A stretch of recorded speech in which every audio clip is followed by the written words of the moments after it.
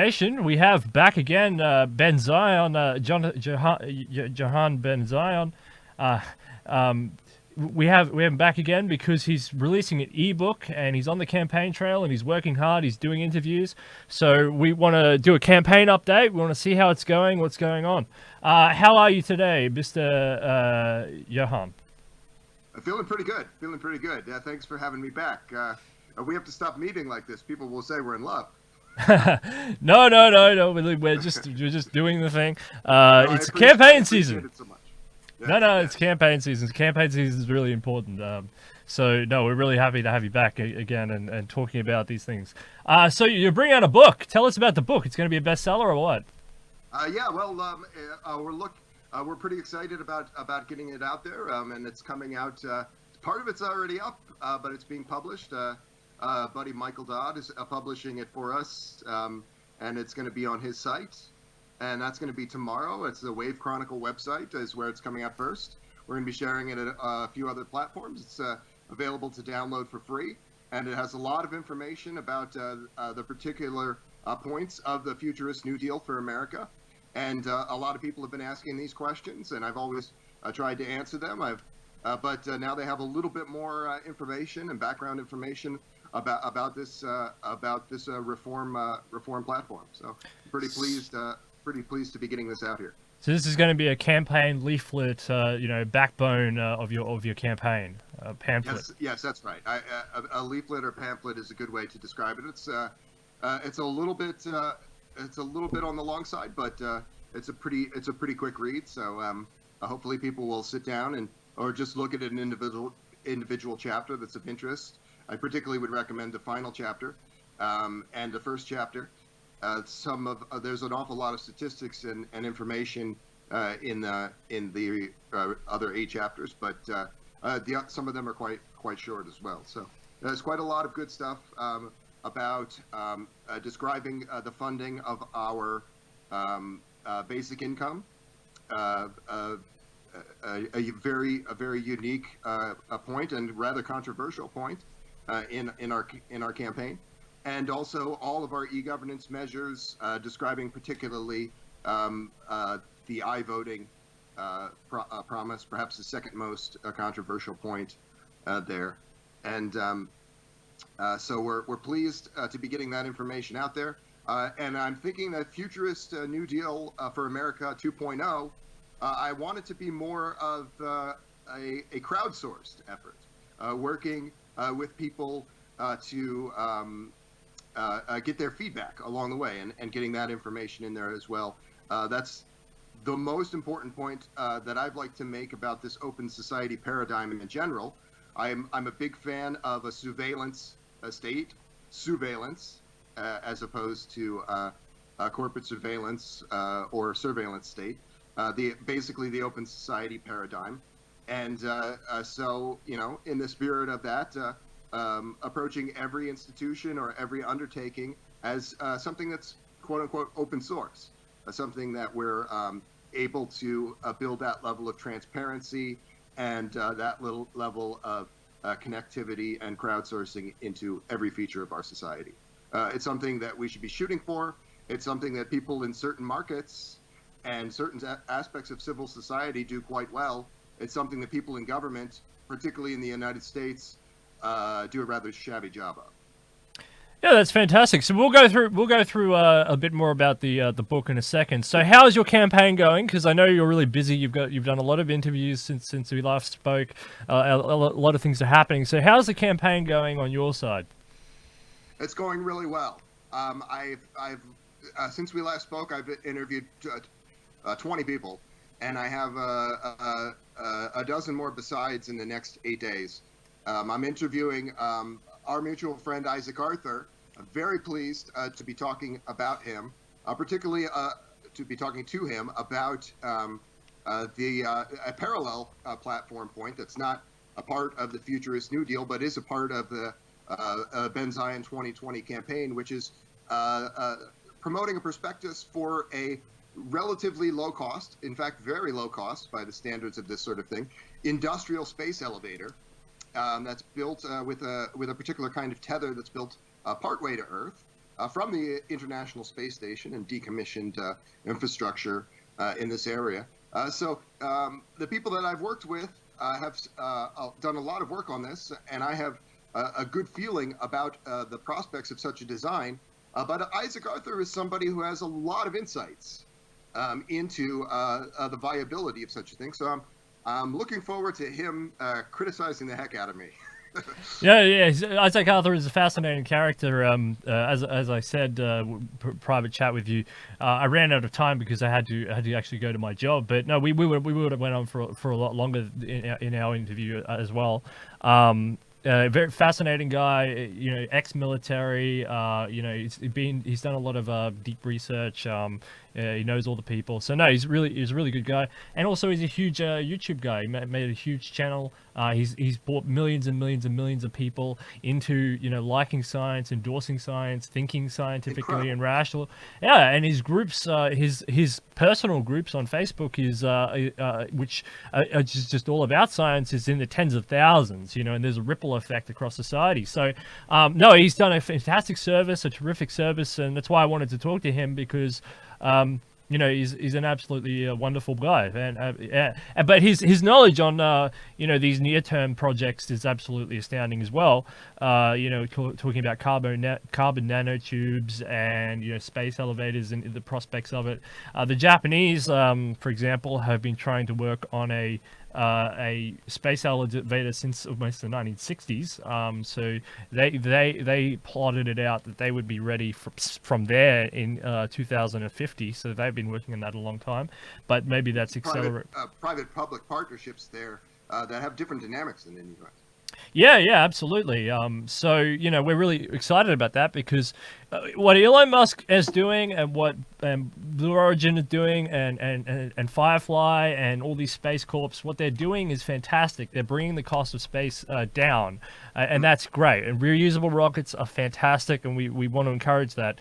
But that's not the end goal. The end goal is to get it from $10,000 per pound down to almost zero, if not $0. So that's the idea. We need to get the cost, space lift costs almost down to zero if you want anything to go forward. And a project that I'm really excited about here, because I'd love it for Australia, for example, would be building huge solar power panels in space, because it's free energy. It's energy 24/7. You just beam that down by a microwave, and bam, you have a pretty much unstoppable energy supply that isn't dependent on Earth systems at all. It's not dependent on how much coal you pull out of the ground. It's not dependent on supply side. It's just dependent on whether the sun is on or off, and the sun is pretty much going to be on for a long time to come.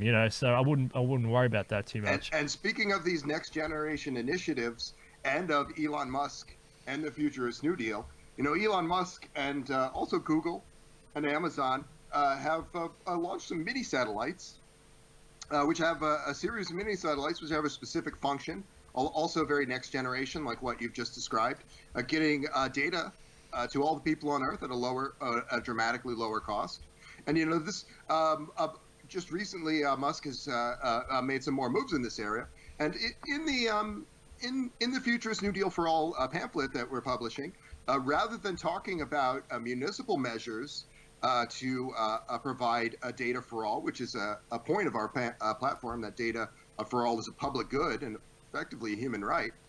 But rather than focusing on this kind of campaign promise, so to speak, we chose to write about these mini satellites and what Musk has done. And to be fair, as much as he's advanced rocketry, having this $500 million or slightly more, under $1 billion industrial space elevator would allow for having an easier time of building those solar arrays, and of really updating and maintaining not only those mini satellites that still need some work, but also a whole host of other satellites and things that have some materials that are falling into disrepair up there that we do need to address.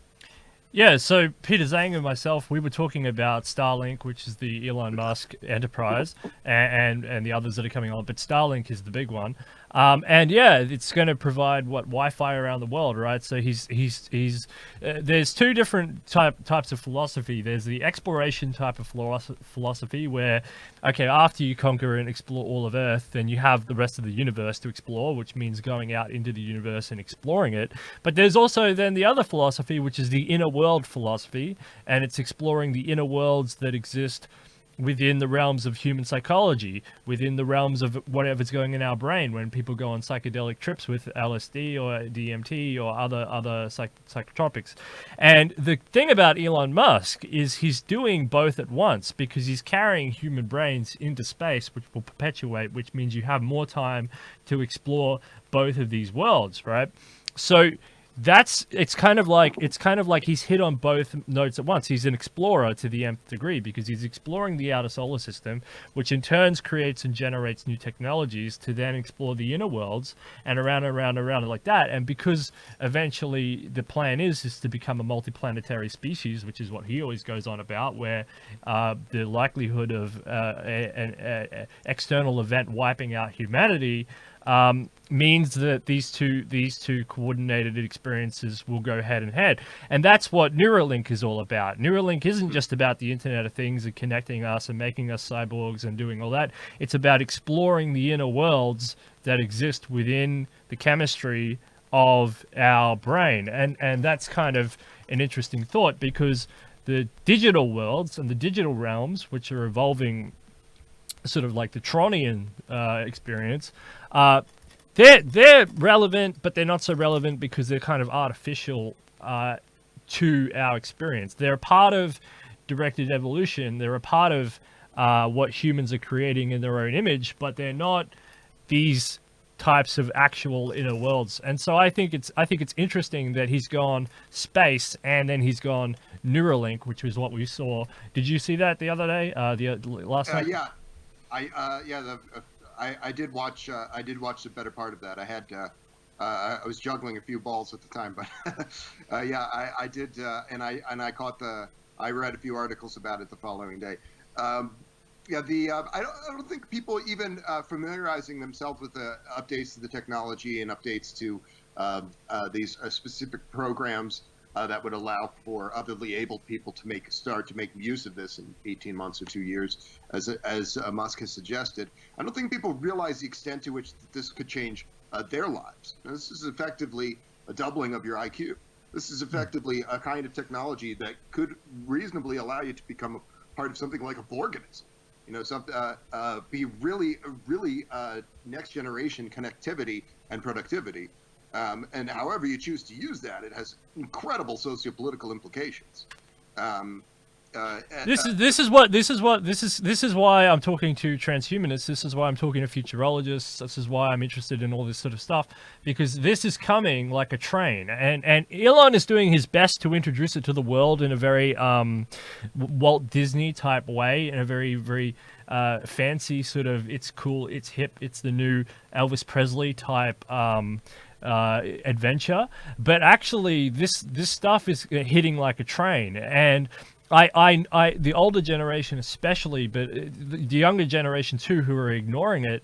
Nobody is talking about things of how to manage society once we go through the doors, because the doors are opening all over the place. They're not just opening in one dimension; they're opening up all over the place. And the Futurist New Deal is talking about ways to mitigate and manage our way through this. Transhumanist Party is trying to do this. There's a whole bunch of others as well, but these voices are very marginalized. They're considered quacks or kooky, even though you get something like Neuralink, which is, it's opening up before the eyes, and yet people are still somehow struggling to say, is this a conversation? It still sounds like science fiction. Do you understand what I mean? Yes. I was in conversation with the chair of the United States Transhumanist Party, Gennady Stolyarov, and the founder of Radfest, James Stroll, just earlier this week. And the point came up that with longer lifespans, we can be solving these grand problems, but also that with something like Neuralink specifically, or things like this, The opposite is also true. Not only do we have more time to solve the grand problems, but we have a shorter runway to getting everyone to radical life extension, to get everyone to something like a universal longevity escape velocity, because of these kind of advances. Just a few people can be doing an awful lot more work in not just the research and development, but in setting the stage for allowing people to be able to embrace something like longer lifespans in our civil society. That's a lot of the work that needs to be done as well. It's something, like you said, we're not prepared for things to be happening quite this fast.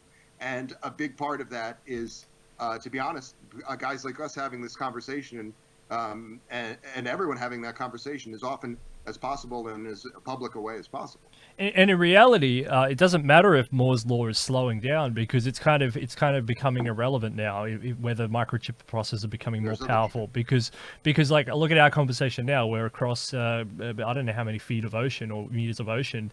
It's becoming irrelevant. The data transmission is fast enough now, even on the slowest bandwidths. The amount of information out there, especially in scientific fields and irrelevant fields, information in general is just proliferated to a massive degree.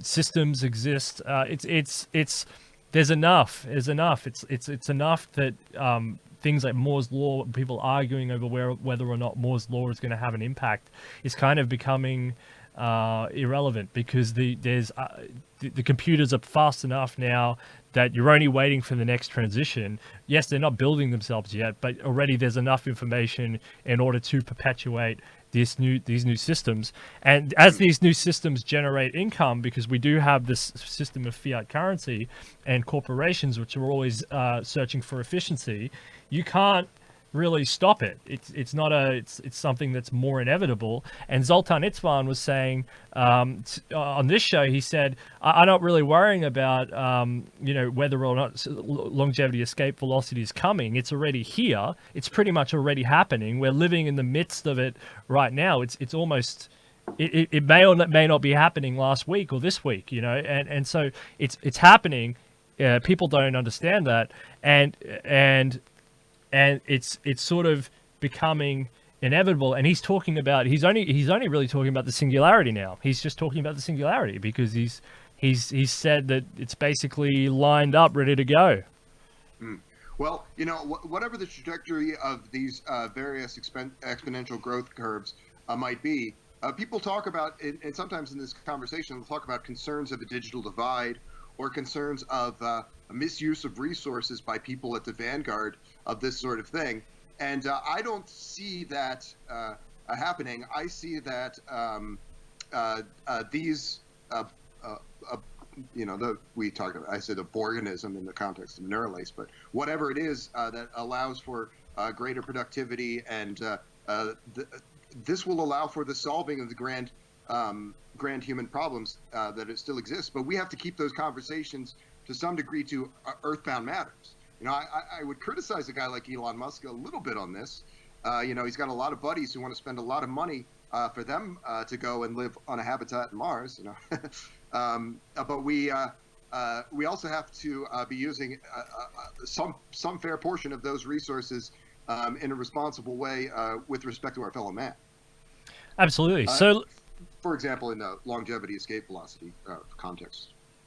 Yeah, and something I haven't really understood is soldiers, right? The army, the military, they defend life, but they don't defend it on these levels. They defend it on a superficial, there's an enemy over there, let's build weapons to kill them. If it doesn't, understand what I mean? I never really got that part anyway. I don't understand how they didn't have medical divisions. It's creating an instability in nation states to deal with the instability of nation states. It's not a great model. No, it's not. All right, so let's go through this ebook of yours, some of the chapters, and let's talk through some of these issues because this is going to be a great read. So let's go chapter 1, Futurist New Deal, voting. how do you mitigate? Because I saw in the comments of our last chat, some people were saying, "Oh, you just want iVoting because you can rig it, because you can hack the software." How do you stop against hackers and software thieves and that to break democracy? Well, the problem with U.S. democracy and the very real sense in which it is broken, is watchdog agencies that externally looking at the United States and saying, "You guys have a problem. There's a lot of oligarchy going on here, not so much in the way of direct democracy." So that has very little to do with people hacking the system.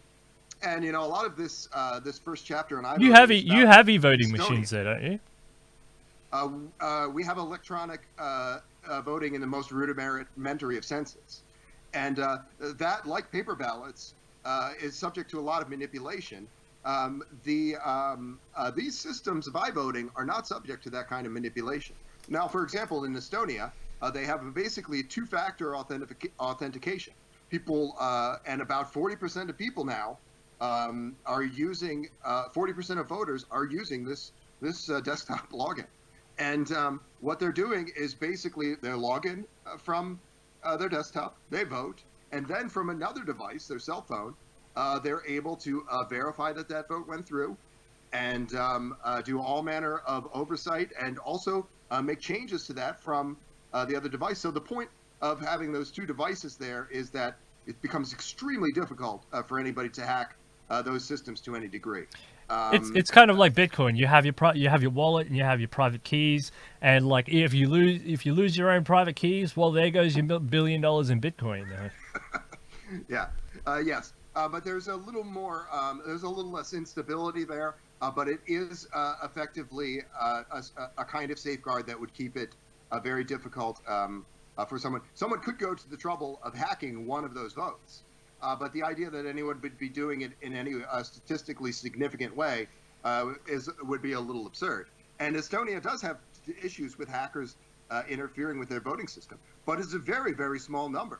And what's really effectively happening is that they're plugging those holes, and people in government, people in Estonian society, they're not concerned with this to any degree that they would consider any serious reforms to the present system. So I've seen. Oh, sorry, because I was going to say, because like how they do it in the UK is with paper ballots to make sure it doesn't get violated. Is they form a human chain, and so where the people pass the ballots, and then they pass it down the human chain, and everyone can watch as it goes down the human chain, and then when it gets to the place where they count it, then everyone's watching and around. It just seems like such a waste of resources to be. It's everyone's passing a box. Yeah. But it is in the spirit of that same transparency, and it's a problem in the United States. It's been a problem for paper ballots. It's been a problem with Diebold and company, very, very corrupt organizations, very corrupt politicians and lobbies involved in this mess. And really, I mean, honestly, what they're doing is they're burning the ballot box. They're stuffing the ballot box at almost every opportunity. You see, we live in the 21st century. We can be doing better. Absolutely, and what people fail to mention is they say, oh, the voting system's rigged, and the college, I'm talking about the whatever college, if it's bad, but electoral college or whatever, that's bad and that's awful, even though that was set up a long time ago.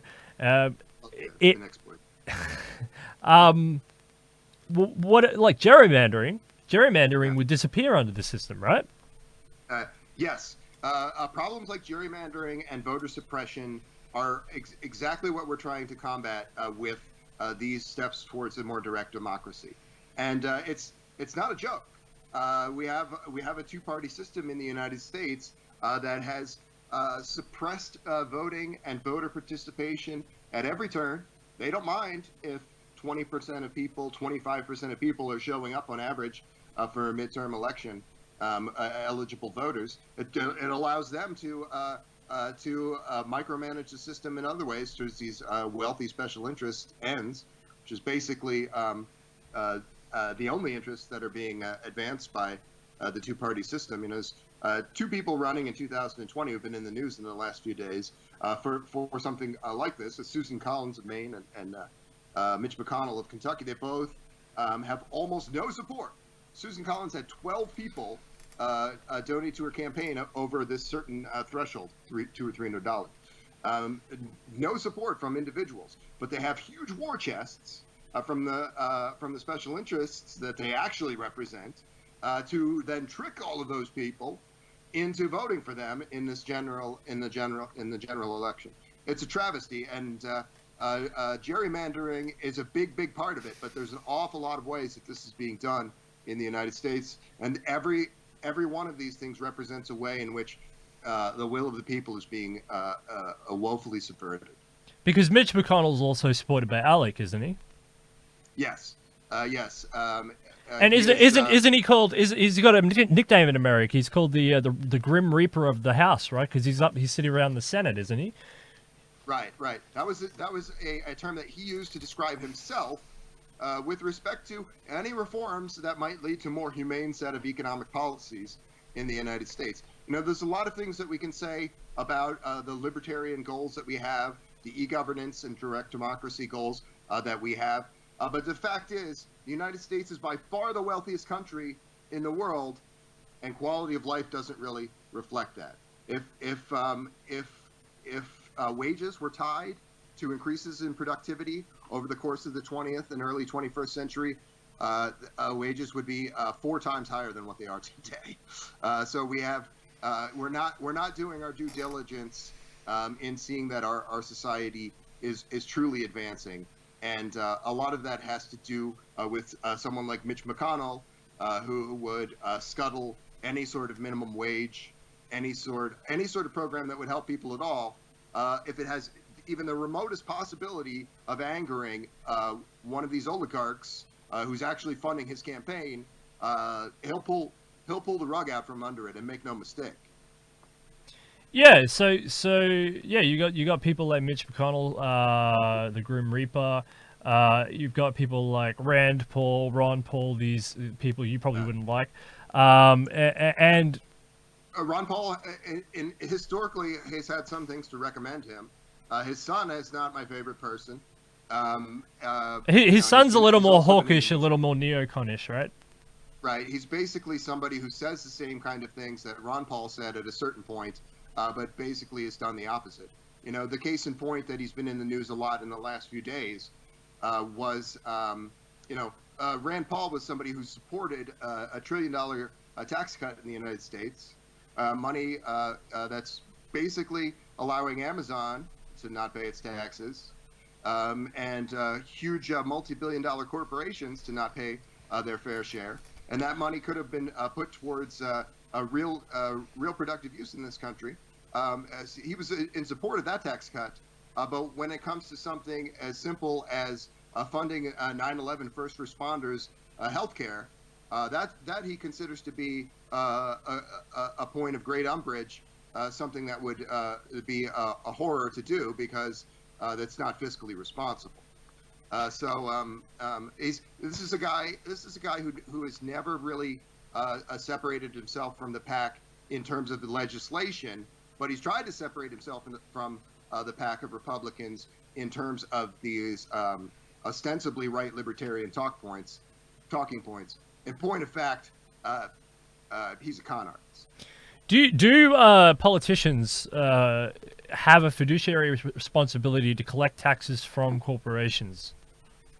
Yeah. There's a lot of, because right now it doesn't seem like it. Discussion. No, it doesn't seem like it right now. Yeah, that's I talked to 3 libertarian, capital L libertarian candidates for president in the last few weeks, pretty well-known guys, and I've interviewed these 3 guys, and this point has come up. We have a system in the United States where the middle class is funding a lot of these programs for the more vulnerable, and that's a little upsetting. But it's perhaps the point that these guys don't want to acknowledge is that the reason that tax burden has been shifted to the middle class is because we've had $1 trillion upon $1 trillion upon $1 trillion tax cuts since the 1980s for guys like Jeff Bezos, for guys who and Jeff Bezos maybe isn't even the best example. Charles Koch is the architect of these things. Jeff Bezos at least is putting all of that almost all of that capital back into building this full automation operation, this AI operation. He really does put he's very rich on paper, but he's putting those resources back into building this operation into something more for the 21st century. But there's an awful lot of these guys in the United States who are not doing that. There's an awful lot of these guys who are just playing a very, very tricky and rather insidious zero-sum game. Because I read the Financial Times all the time, and every other page, it's like the banks are getting a tax credit. They get a tax credit. They get a tax refund. They get a tax refund. And it's like, and they say, because I was watching the shareholders from the Bank of International Settlements, so they had just heard a shareholder, even though the Bank of, who God knows who shareholders of the Bank of International Settlements, but you know what I mean. And they're having a shareholder annual meeting, and they were basically saying, oh, look, we're being so stressed because the economies of these countries are not doing well, therefore bank profits are down, therefore our profits are down. And they were complaining about it, and they were saying, oh, well, you know, we'll have to work with the WTO and try and get a lot of these tax burdens down off corporations' backs, because look at our profit margins, they're sinking. When, you know, interest rate, look, this is the other thing, you know, what's more important in your mind, raising interest rates or getting the minimum wage up?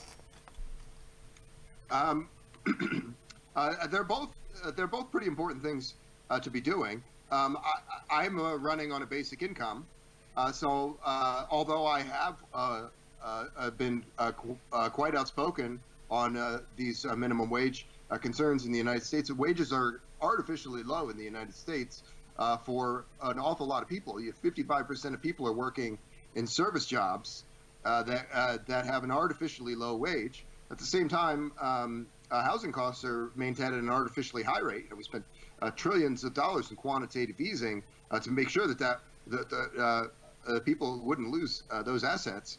But the flip side of that is that we have a system of artificially high housing costs, and but I won't say that. I'm not going to speak at length in favor of wage guarantees because I think that the better approach is the federal land dividend, which was authored by our mutual friend Zoltan Istvan. He was the guy who brought this idea into my rear view, and he's a guy who's done an awful lot in raising awareness for radical life extension and for humane economic policies of this kind. And I think that this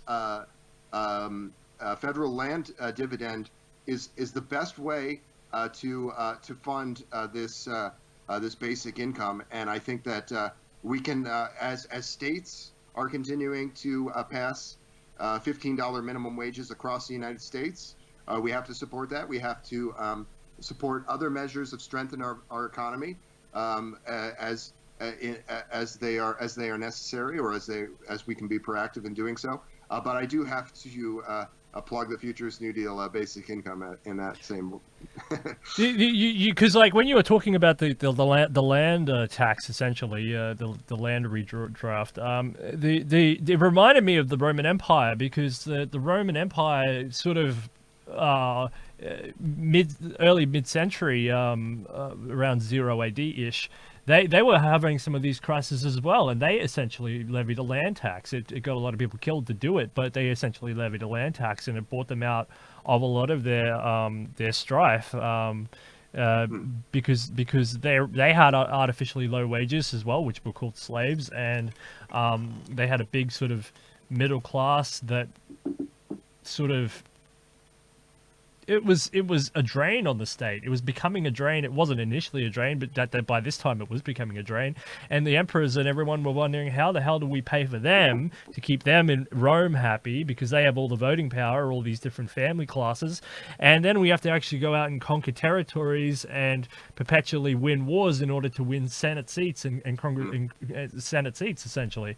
And they passed a land tax, and that's how they did it. And they divvied out land to soldiers and things like that. Is it the same? Is it Rome 2.0? That's what I'm saying? Are you advocating for a Roman style ejection?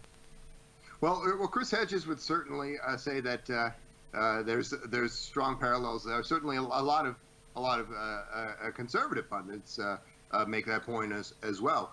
I, when these lands were nationalized, it wasn't under the auspices of any economic policy. It was, by and large, it was initiated by one individual and one organization, Teddy Roosevelt and the Audubon Society, a lot of other people involved. But that was when a lot of these lands came into the possession of the federal government. And to be fair, there was a lot of pushback. It was at that time from people, but there was a lot fewer people in the United States, and they had a little bit different relationship to institutions. So not a fintech-driven economy, not really an idea of monetizing every last revenue stream that you can. So these lands are now kind of being held to no particular use, and we could be using them to improve quality of life and human development in this country. And it's an area that pointing to the U.S. as an empire analogy. We've had trillions upon trillions of dollars of Pentagon bloat, money wasted. Some of that has been put to good use in terms of R&D, and some of that's been a necessary thing moving forward in terms of cyber wars and basic defense capabilities and developments. But it also represents, those trillions upon trillions of dollars represent the very evisceration of our middle class in terms of their ability to live well and do ordinary things like start businesses, like take care of their families. Yeah, absolutely. And these corporations which have run away with all the cash are they're somewhat. I mean, the World Trade Organization, the World Bank, and a bunch of others, IMF and others are really starting to look at this, because it used to be funny. 10 years ago, it used to be funny. Oh, these corporations are they're going offshore, and oh well, who cares? Now governments themselves are actually starting to struggle because their middle class is being undermined. And because they used to just look at the middle class as an endless sort of pig to slaughter, right? They could just keep carving that bacon off, and whatever the corporations didn't make up, all right, that's okay. Just another lie, another lie, another lie. But the pool is getting smaller. The pool is getting smaller. The homeless and the problem with it happening today, and it's not that this isn't a problem in history, but it is a bigger problem, because we were just talking about how there's an acceleration of technology. So if you're getting poor today, you're going to start getting left out of some of these treatments. Like the previous guest, we were talking about maybe like I myself. For my children, would probably want them to be, part of some sort of CRISPR-Cas9 thing and get the diseases eliminated, based on this delayed fertility advantage. And if that's not socialized, then this poor class, especially in the United States, where there's no socialized medicine and there's some sort of aversion to that, and it's horrible and evil. Where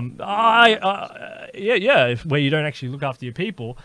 They're not going to have access to this stuff, and so they're going to start becoming almost an alien underclass. Yeah, and it's a horror story coming true in slow motion throughout the course of the later part of the 20th century and now into the 21st century. And but I make a point of saying this to everyone who will listen. This basic income and this National Health Service initiative in the United States. This is a stopgap in a certain sense, because we are going to get to a point where we have full automation, where we have vast new marketplaces opening up, and that basic income will no longer be necessary. But not providing those services now, and it is because, as you said, that these, for lack of a better word, oligarchs just look at the middle class as their safety net, as their bull to gore. As you said, and that's not acceptable. We need our government to do this fundamental job, which is to take care of people. If it doesn't take care of people, this is not a thing that should exist. And it's 1 million people who could die without a level of economic security, without the appropriate health care in a single payer type context, which is, again, the world over, the developed world. This is not a controversial issue. This is artifice on the part of these oligarchs that this is cast as a controversial issue. That's 1 million people in the United States who might survive to something like a longevity escape velocity, who might survive to something like full automation, and those people will die if we don't do what we have to do, which is provide these stopgaps in the near term as soon as possible, with the understanding that this is not something that we're going to need to fund in perpetuity. I mentioned this on other media. Apple, they are what they are. They have rolled out a nice iWatch that doesn't. It's not just used for entertainment purposes or multitasking purposes now. It also is a constant health monitor. It's checking your heart rate, checking these other measures of your well-being, and this kind of breakthrough, ultimately, 3D pill printing access for personalized medicine, other kinds of AI doctor, for the sake of brevity, kind of applications. This will lead to a public health service, not in the United States, but everywhere, that will be operating on pennies on the dollar, based on what it's required to fund, and also be providing much longer lifespans to boot. And we should be shooting for that. But that doesn't mean that we can now let hundreds of thousands of people die in the intervening years until those things properly rolled out. That's unacceptable. Yeah, and it's becoming unacceptable because in the past, those hundreds of thousands of people were just fodder to different regimes. So they were fodder to economic theory, they were fodder to political theory, they were fodder to military conquest, they were fodder to, disease and stuff like that. And sometimes even the elite got caught up in being part of that system fodder. But now it's we're supposed to be in this enlightened age, reaching an era where we're supposed to be able to go above some of these fundamental systems and actually say, no, we reject the notion, and we're actually going to go out into the stars and perpetuate ourselves. But it seems like the elites in many parts of the world are still thinking in an old type metaphor, an old type system of thinking, oh well, they're just cattle. Let them go out into and die for my economic theory. Someone like some of these economists, I know plenty of them that say that. I mean, was it Maynard Keynes or something? He said, there's a whole bunch of them, and death is built into the theory, and if they don't die, if they don't pass away because of their theory, well, then their theory is broken. So they're betting on it, they're counting on it as being, and it's sad to see, and it's something. We see this kind of deathist mentality, this kind of fatalist mentality. In other disciplines besides economics, certainly. And I think, I was talking to E.M. Adams, an entertainment lawyer and film producer. We did a podcast today, and we were talking mostly about things in emerging technology and the arts. But a similar kind of a subject came up. What were we just talking about? Talking about fatalist mentality in theory, where people bet on people dying because of their political theory, and then if that doesn't play out, then they get very upset. Well, yeah, in the context of the National Health Service, Australia does a much better job in this regard than the United States does. And, it's not a question of some kind of 1,000-year endgame.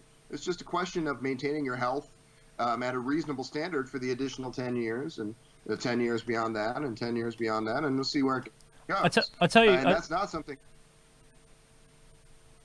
Sorry. Yeah, I agree. So I was to tell you, so part of the reason I'm for a national health service in a sort of way is partly a national security issue, because if you privatize everything, you corporatize everything, the political games of different nation states are still going to go on. And if you corporatize it and it gets bought out, you hear this from conservatives and libertarians on two fronts. Okay, one is the corporation is always efficient; it'll always do its best to serve the customers or whatever.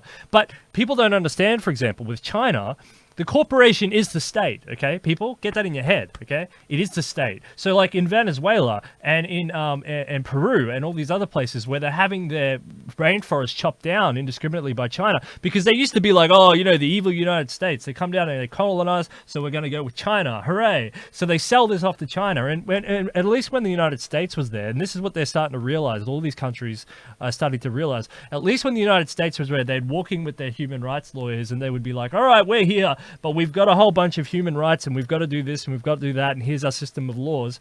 And they were a bit of annoying. Okay, they got annoying. All right, everyone's like, okay, we have to go to war, human rights and all this sort of stuff, UN and this. Okay, we're a bit annoyed. But with China goes, nah, you can sue the company, but actually, because it's state owned, you got to sue the state government. And so little people in little villages, before they could go up through the chains, go to the World International Human Rights Courts or the ICC or something like that, criminal courts or something. With China, it's not. You got to sue Beijing. You've got to sue the CCP itself. You can't do that. So the little towns can't do that. And if they can't rally and say, hey, they're destroying our rainforest and all the medicinal medicines and all this sort of stuff, and if they can't get the government to move on that, and if the government's too broke, no one can sue anything that China does. Okay, so when these people down here, they say we have to privatize it all. I want it all privatized. I want the whole health service privatized. I want everything. What'll happen if you do that, people? Okay, is they're gonna do it, put it on the market, and then someone like China is gonna buy it up, and then you're never gonna buy it back. They'll own your whole infrastructure, health infrastructure. They'll know everything about you with all this advancing tech. Say with the Apple iWatch and everything, they'll know everything about you, all your data and everything, and it won't be in just America's hands or Facebook's hands or something like that. It'll be in like Chinese hands. And I'm not saying I'm just using China as an example here, but it'll be in there's foreign. A lot of concerns. People who are China hawks the world around have a lot of concerns. I kind of got criticized by Rachel Haywire and some of her supporters after the first debate for not being China hawkish enough, perhaps. There's a lot of areas for concern with what China has done. We also have to recognize, in criticizing China, the U.S. has a state-run capitalist system almost on par with that of China, except perhaps that the Chinese system seems to at least make attempts to be building out infrastructure and doing some of the good things as well. This.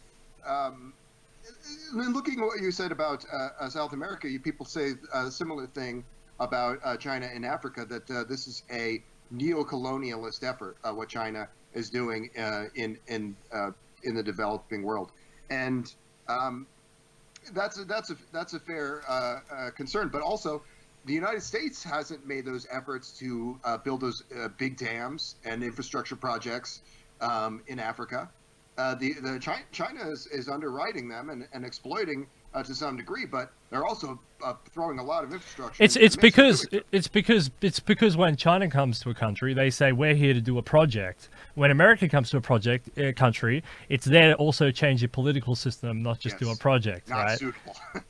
And arguably, like, it's democratic peace theory. It's because if you've seen where the infrastructure plots out with America, and that's the rise of democracies, right? And then democratic peace theory and democratic peace theory, Francis Fukuyama and all that. I mean, that's been a prevalent sort of religion, and in a way, it's worked. I mean, democratic countries haven't really gone to war with each other, and if you consider Russia democratic or not, but I mean, Russia and Georgia war was really the only one I can think of that's two democracies having a go at each other. Otherwise, they're just verbal spats, or they fine each other, or they go on and on. Europe probably wouldn't be so democratic if it wasn't for sign up with NATO and also have democracy. Otherwise, I reckon there probably would be a little bit on a divergence. But it had the NATO carrot in there. So but that's the thing about these development projects. It's if America comes with a bag of cash, they also want to change your political system. China just wants to do the infrastructure, and then it'll try and undermine your political system and do it another way, as long as it can get the goodies off the side, and that's kind of the difference, right? But I think that the U.S. is being forced to make certain kinds of concessions to this open society paradigm. Just the level of pushback that people in different countries are able to give to this kind of thing. I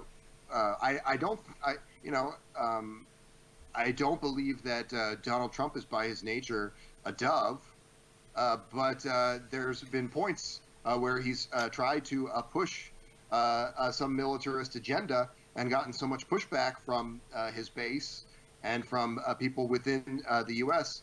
That he's eased off of those things. So people are being forced to recognize a certain kind of reality in a connected world, and I believe that this may be contributing to, I think we need to frame it in a historical context to be able to say this with any certainty, but to what is essentially a winding down of this hard U.S. imperialism in favor of softer forms, not quote unquote nation building. But it's an open question.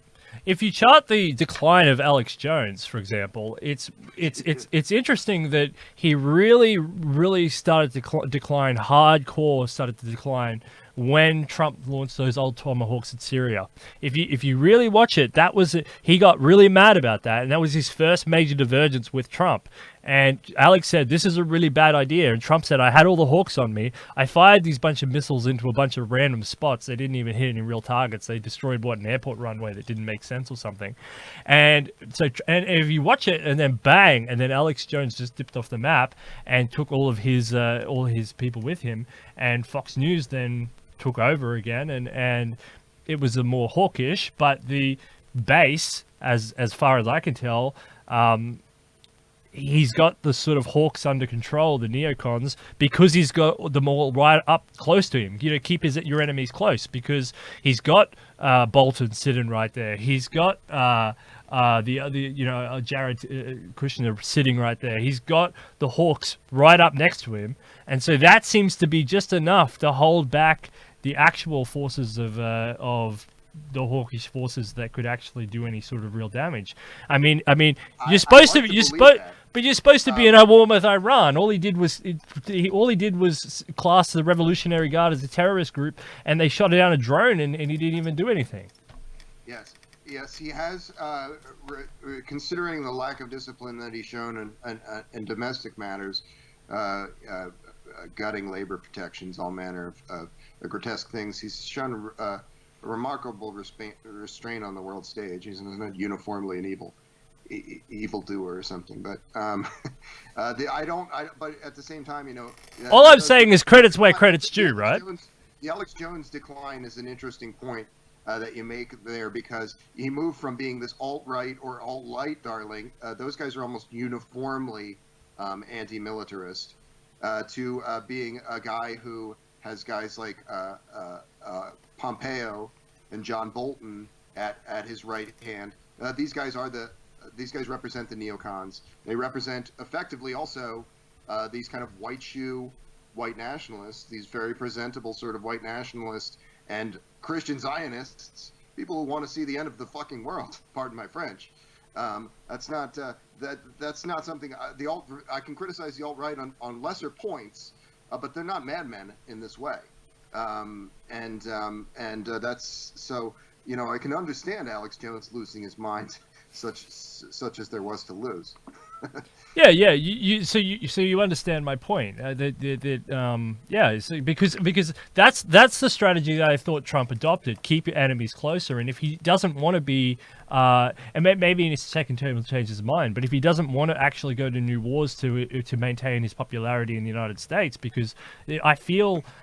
from out here, I feel like the United States doesn't want to have another war. They've been in Afghanistan forever. They've been in Iraq for way too long. They've moved into Syria chasing ISIS around the hedges. They went to Libya for no reason. It's a tried and true recipe.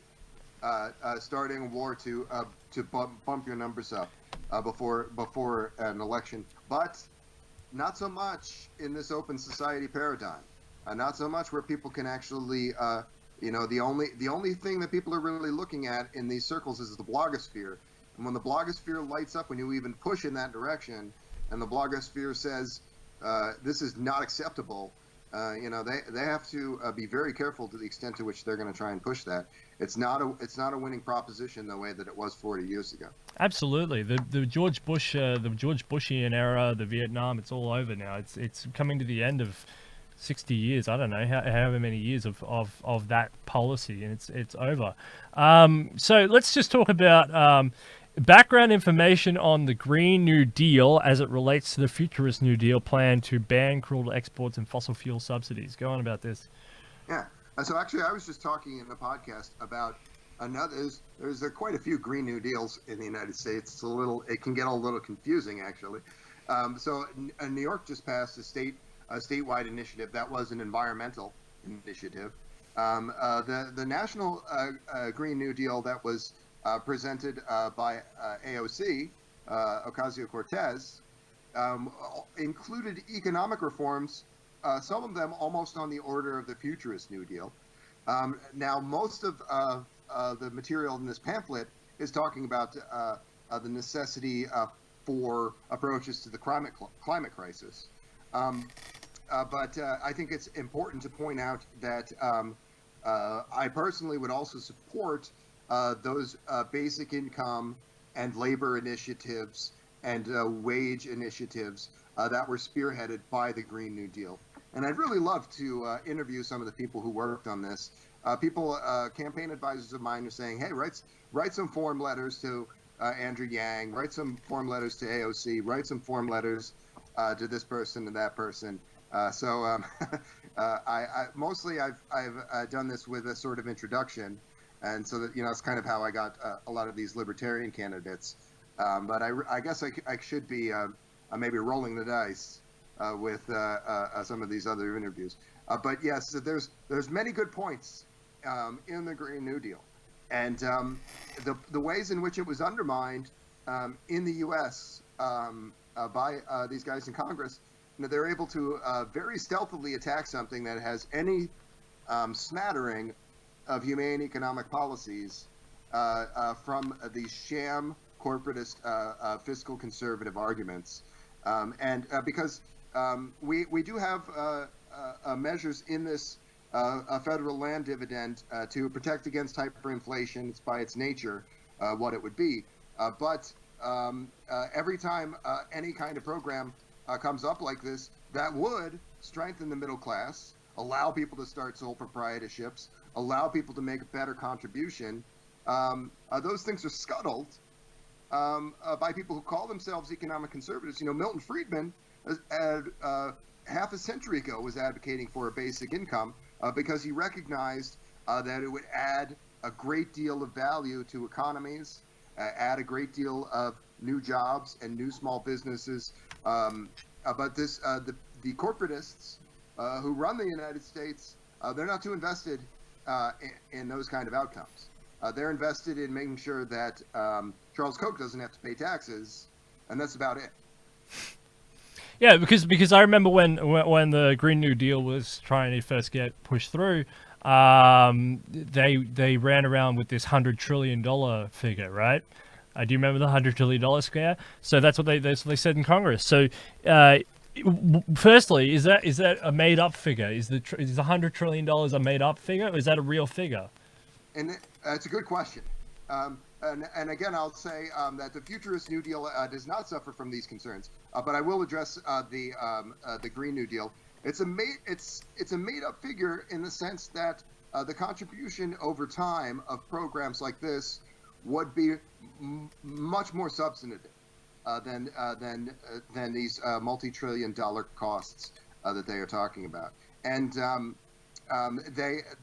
they're a lot of times pointing to this high cost of these environmental initiatives, but they're really also trying to skirt the issue of these humane economic policy reforms that are included in a program like the Green New Deal. There's a lot of figures, and I dropped my mouse. I had a few of these pulled up. There's a lot of figures about the ways that basic income injects a capital into new markets over time, injects new jobs into the workforce over time. A few other points in this. So I urge people to check this out. It's particularly the last chapter on this subject. It's dropping tomorrow in the morning on the website that I discussed. We'll put a link in. We'll put a link in the description, of course. Yeah. Yeah, no, that's interesting, and it would be is it a subsidy for Elon Musk, because they talk about electric cars and things like that. Is it just increasing the competitive number of companies for electric cars and the usability and the R&D and all that other stuff for electric vehicles, or is it just going to be like have another handout, Elon Musk? Because Elon Musk has got a lot of money off the government already. You got to admit. That's true. There's almost no sense in which any billion-dollar operation doesn't have some kind of relationship with state-run capitalism of this kind, and Elon Musk is no exception. I was talking about somebody who's a little bit on a different side of this subject today, E.M. Adams.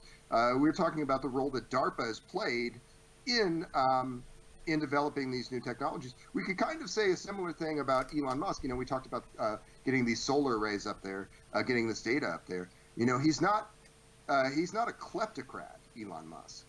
He's not taking this money and hiding in offshore accounts. He's investing it into infrastructure that's meant to revolutionize new markets. So as much as we would rightly criticize this kind of move in the United States towards state-run capitalism, there are bad actors who are a lot worse than guys like Jeff Bezos or Elon Musk, and those guys should be the focus of our talking points. By and large, mostly people talk about these guys. They don't talk that much about these oil billionaires in Houston and guys like Charles Koch, who have a lower profile, but who've really done a lot of dirty work in turning the U.S. into a suboptimal functioning democracy. Yeah, because you talk about offshore accounts and kleptocratic policies and things like that, and that's essentially how America has been since, I guess, the 80s, when capitalism almost died. Like even Trump was a part of that whole machine, and that's probably why he's leading it now. I mean, the financialization picked up. The only thing that I think really sort of saved what notion was left of capitalism, because America isn't capitalist anymore, and what a lot of dumb capitalists will talk about is they'll go down the street and they'll point to a coffee store, and you'll say, "You see that coffee store? That's capitalism. That's what makes America great." And that's the stupid economic theory ever, because it's actually, you got to go to Wall Street, even though Wall Street doesn't really exist, but you got to go to Wall Street and you got to see that the uptick of the economy and this capitalist coffee shop that they're always pointing to and saying that that's the free market. That's right. That productivity is, it's so infinitely small on the Richter scale of compared to the productivity at the top. It's the productivity at the top that you have to look at, and that's what's being offshored. Right, libertarians make this point, that if we removed these taxes and removed all of these regulations, you'd still be able to go to the farmer's market and buy an apple, right? Those are proto markets. Those have never supported an affluent society to any degree, a technologically advanced society to any degree. And the idea that we're going to somehow return to living like that, it's laughable. That's why I don't. That's why I don't really agree with Adam Kokesh in his campaign. I watched it. I had a look at it, and to me, it just sounds like a.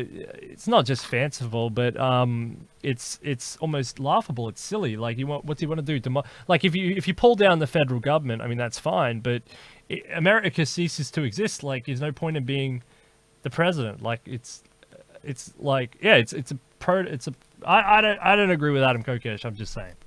Yeah, and he's a guy that we have a few mutual friends. But I will say that I interviewed, which hasn't dropped yet, another libertarian candidate who also is running on a taxationist theft and an anti-federalist platform.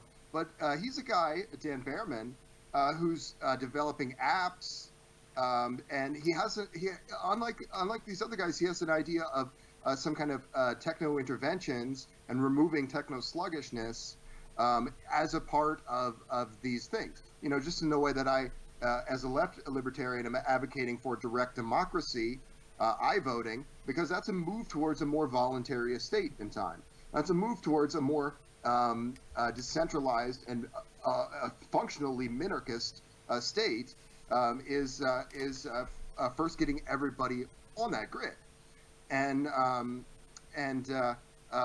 So I can respect somebody like Don Behrman, even though I don't agree with him, because I do think he's at least asking pertinent questions and not just kind of telling jokes on the subject. And yeah, that's and if people want to know for libertarians to do. Yeah, if people want to know, like I was a Ron Paul supporter. Like I know all about Ron Paul.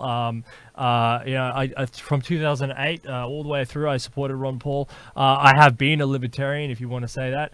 I did the Mises stuff. I've studied at Mises. Like I know it. I get it. I like the free market stuff. But the thing is like when you actually look into what they're talking about as the definition of capitalism and what actually exists today, they're so far apart. But the people within that bandwidth are still arguing that what today is what they're talking about, and that's what makes me upset, because they can't make the differentiation, and they got like rocks in their head, and that's what I find frustrating, and that's why I'm agreeing with a left-leaning libertarian over here, like because we're arguing about the same thing. Because if you actually look at the modality of where the society is, especially in the United States, of what it's supposed to be, and what Hayek and Mises and Keynes and Friedman and all these others are talking about, and what you've actually got today, and then how these libertarians point to, like you said, proto markets and say, see, it's all working.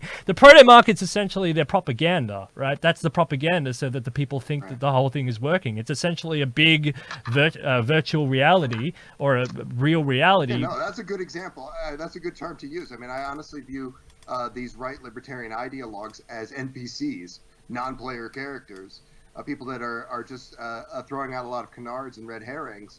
And I think, I can be a little more specific about that. I think that the difference that I just described between a lot of right libertarians that I've talked to and someone like Dan Behrman, for example, it's the difference between looking at completely looking at askance at something like iVoting, not looking completely askance at actual problems that would because I don't see any reason why in 30 years, every right libertarian isn't going to have all of their wildest dreams met. The question is doing that in a way, the fastest way, and the way that leads to the least loss of life. And that is our responsibility. And these guys aren't taking that responsibility seriously. They're telling jokes. They're doing one-liners about what markets are and what capital is and what freedom is. And they're not taking that responsibility seriously. Because the market has shifted, because the kleptocrats who are in charge, who have all the money and power, they've actually created a market in these one-liners, and that's actually what I find here in Australia too. There's institutions, I won't name them because I'll never be invited back to their dinners that I go to all the time. But look, they repeat these one-liners, and then they get these $100,000 a year jobs for telling these falsehoods, but they've never had a real job in their lives, and they don't actually know what they're talking about, because they're actually installing and maintaining capitalist power, if in that context. I mean, if you know what I mean. So let's go. Like, so Citizens United. It's a real phenomenon in the United States too. You have people, you have left libertarians who can't get on the radio to save their lives. There are people who can dance circles around guys who have $1 million contracts with Fox News. Yeah, that's a real phenomenon. It's basically just corporatists, one hand washing the other. Yeah, talk about Citizens United. Okay. Yeah. So there's some material here about Citizens United and about dark money generally. And it's not one of the longer segments, but it, I think, is one of the more important segments. For listeners who are not familiar, Citizens United's Supreme Court ruling that, in a few words, determined that money is speech, and that corporations are people, and that they can kind of do whatever they want with their money, irrespective of the consequence. And so, with some of the things that we touched upon earlier, where you just have tens of millions of dollars of war chest for one particular candidate who's not doing any service to their community, then that money is given to them to deceive their constituents into thinking they're a good guy, because the corporatists think they're a good guy, because they're passing every law that these corporations want to see passed. This has been a problem in American democracy, as you said, increasingly since the early 1980s, and it's kind of coming to a flashpoint. People are saying that the United States really has to bite the bullet and start looking at these reforms, and start looking seriously at removing this oligarchic influence and voter suppression influences from the system. And I believe it's why you would have somebody like Andrew Yang being a viable presidential candidate within the Democratic Party, whereas 5 years ago a basic income one-issue candidate wouldn't have been something that would have had any traction at all. Beto O'Rourke is also another one who's self-financed, right? He doesn't take any corporate money. I think Bernie Sanders is the same, but Bernie's a little bit different, right? He takes it from organizations, doesn't he? Yeah, there's people on the right will criticize some of these guys for working with labor organizations, things like that. But labor organizations have a little bit different function. They're not trying to turn the entire process into a terrible subterfuge, like we're talking about with dark money and that sort of thing. So it's right to criticize them. It's kind of almost more of a transactional kind of thing. These guys really shouldn't be doing this, and this, but it's not a deep rot in institutional problems. So we would see with Citizens United, because I know the Democrats at least pretend to care about it. They put Elizabeth Warren out there and they yell about it. Do the Democrats really want to get rid of Citizens United because they benefit from it, but do they hate the Republicans more, or what about what's going on with that? The Democrats definitely do not hate the Republicans more. They would gladly lose elections rather than present any significant challenge. The rank and file Democrats prevent any significant challenge to this glad-handing system of voter suppression and dark money that has become their bread and butter, and it's not acceptable. So it's pretend. They pretend. Yeah. But at the same time, there's inroads being made. Justice Democrats, I do believe, are doing good work in raising awareness and actually promoting policy issues, and those are increasingly, Justice Democrats in the United States have taken over entire state houses in in majority Democratic states. New York and California are Justice Democrat states, and there's others that are on the verge of that tipping point. So the Democrats are not uniformly a lot of corporatist boobs, but they are the rank and file Democrats are very much playing that sort of dog and pony show with the Republicans. Nancy Pelosi would much rather see President Trump, I do believe, be the president for an additional 4 years than she would do anything to start to make some of the kinds of reforms that we're talking about. Just Citizens United is not It's not something going back 75 years, 175 years. It was created in 2010, effectively. And Alec goes back a few more years, but it was kind of became a bigger thing just in the last decade as well. So these are not things. It's a little bit like talking about for-profit healthcare in the United States as some kind of immortal institution. Before 1974, for-profit healthcare of the kind that we understand was completely illegal. It was the kind of profiteering around insurance industry and big pharma. This kind of tens of millions of dollars in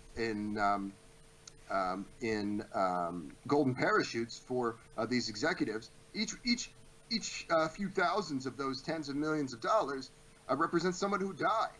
Those golden parachutes represent people who died, who could have been kept alive in a little bit better administered kind of system. So these are not things from time immemorial. These are problems that were created by corporatists in corporatist regimes, and there are things that we can dismantle if we have the political will to do so.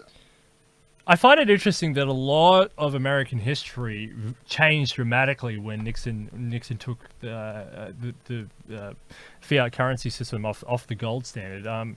Like for example, all of a sudden, the women in the workplace was a huge social issue. And if you look at if you track that out, private healthcare as well was an issue. Like a lot of this stuff became an issue when he decoupled that money. It's really interesting because, like, if you look at the rates of women in the workforce, it just shot up. And so what they had to do at the time is sell it, right? They had to sell it, and they had to say, we need women in the workforce because women are empowered, and women have to have a right to work and all this sort of stuff, and women are really strong and they need to go in the workforce. The same thing, and women fell for it on droves, and using mass social psychology, women went into the workforce, but it really to perpetuate the fiat currency system, which was being manipulated at the time. But the same with the healthcare, the same with the finance, the same with this new corporatist agenda. I mean, do you have? I mean, you want a 52K year basic income, but do you want a gold standard, the fiat currency, be back on the gold standard? Do you think that's important to align some of these issues?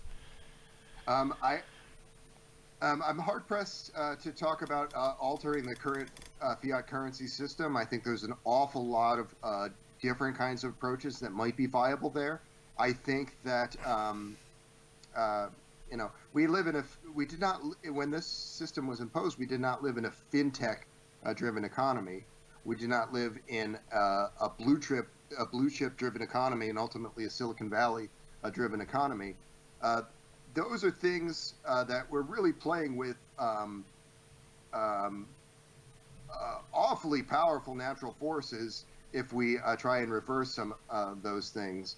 I think in talking about tying the value of currency to some particular thing like gold or silver. But there's certainly people who have written pieces on this who I admire. It also strikes me that sometimes people point to their institutional concerns with the Federal Reserve, which is built out for a pretty specific set of reasons, and revolving around economic instability. We can criticize those institutions, but I sometimes think that people use it as a too much a form of misdirection. Hard right libertarians.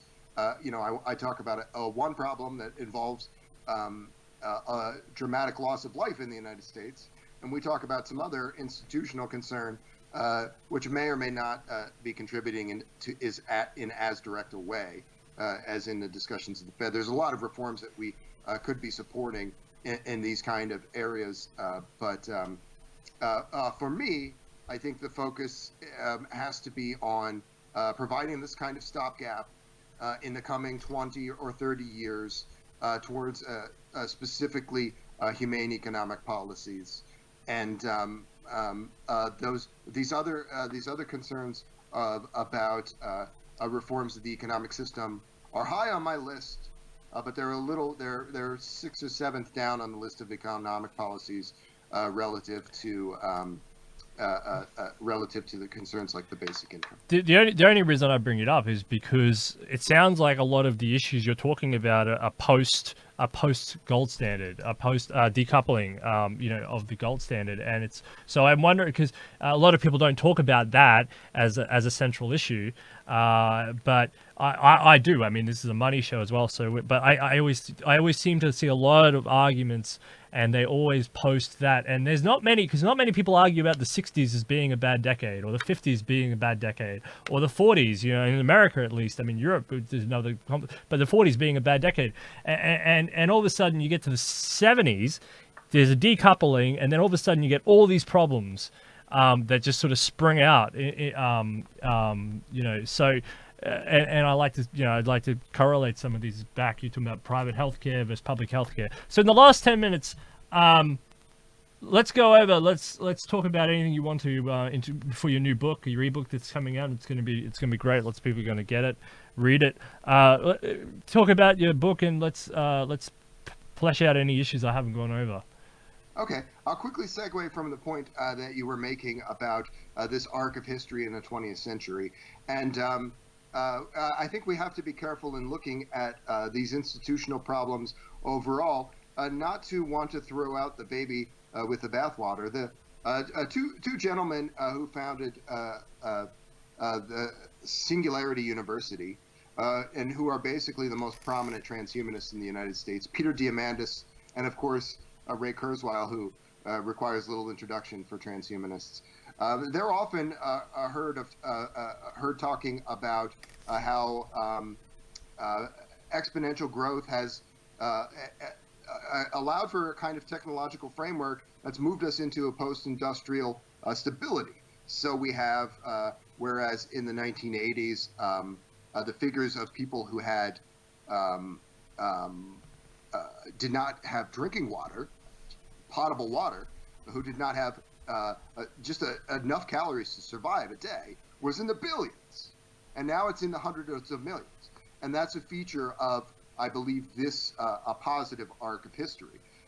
So in talking about the decline of these financial institutions, I think we also have to talk about the ways in which some of these very same institutions have contributed to an incredible growth, an incredible stability, and an incredible many years of providence for the developed world. And we hope to see that continuing its spread to stabilizing the developing world as well. Globalization, liberalism, and democratic peace theory, trade, world trade. I mean, yeah, absolutely. Extreme poverty has just collapsed more than any World Peace Day or whatever it was concert could do. Remaining points on the Futurist New Deal. I would like to describe again that a basic income it's not something that people have not tried. Many municipalities have tested this, and they found that people are not leaving the workforce. They're not turning into degenerates. Those people who leave the workforce, it's about 1% of people, and those are people who have small children, who are taking care of their children. And even those people in time are starting small businesses or rejoining the workforce in a more useful way. An awful lot of people that you know, an awful lot of people that I know are working in jobs that they don't like and that they consider to be some variation of make work. And they're doing it just so they can keep their health insurance in the United States. They're doing it just so that they can keep putting food on the table the world around.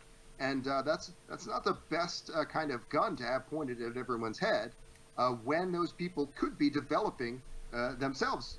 You know, it could be those people.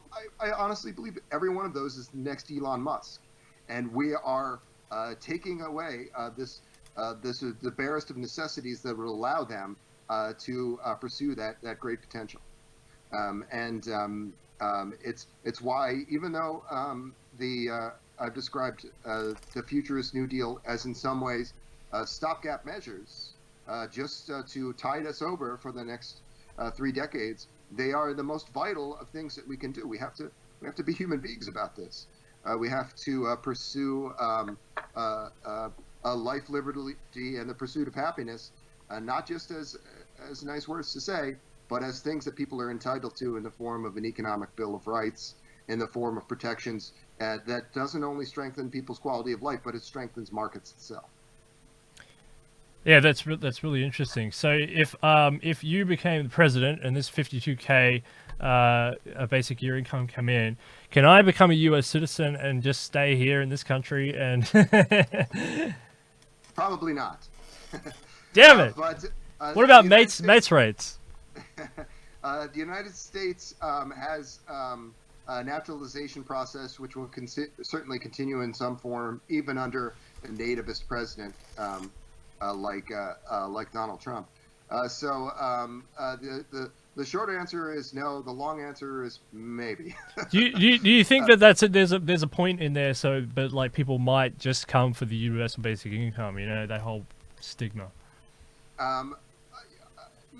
It's not likely in our kind of plan. Just as Estonia strengthened their national ID forms and in anticipation of e-voting, we already have very strong forms in these ways. We would have ways to prevent people from literally committing fraud in this context. If people want to come to the United States, I have a feeling that they should be able to. I think that it really has to be judged on a case-by-case basis. Oh, so you're for you're not for the you're for what are you on immigration? My feeling is that are you is it a points-based system or just tear down Donald Trump's wall or what? Well, yeah, okay. Some of the ways that Donald Trump has approached something like a points-based system is pretty reasonable. What's unreasonable is creating a wedge issue like a wall to foment nativist sentiments and distract people from these very real matters. At the same time, I'm advocating for robust changes to these systems with respect to healthcare and basic income, and those things have to be given to citizens, and we have to avoid giving them to fraudsters. In promoting this kind of system, we will have to have some protections of the kind that you've described. But I think that hyper-nationalist sentiments they serve no function in those discussions. Yeah. So Mr. Benzion, thank you again for coming on Detonation. This has been an absolute pleasure again. We got plenty to argue about. We forgot to talk about space colonization. I mean, we started at the start and we got distracted by Alec and we got distracted by Citizens United and on it went because there's so much to talk about. America is a huge country and I got a funny Australian accent. It's a funny little accent, but I like America. I think America is a good country, and I think I'd like to see it do well. And there's a lot to work on in that country and a lot to do. But I want to see America do well. I think it's a land of absolute unlimited potential, and a lot of our hopes because you've as a country you've poured so much into sort of holding those resources. The world is kind of looking up to you now to pull some of this off. And so again, we wish you all the best in the campaign. You're touching on some points of Mr. Holstopple, the 222. You're talking about calories and water and shelter. So you might be stealing some of his. I'm not sure if he was upset with that or, but these are very important issues. So that's good. Charles Holstopple has a lot of interesting things to say about what kind of improvements he'd like to see in American society. Not all of those things are policy initiatives.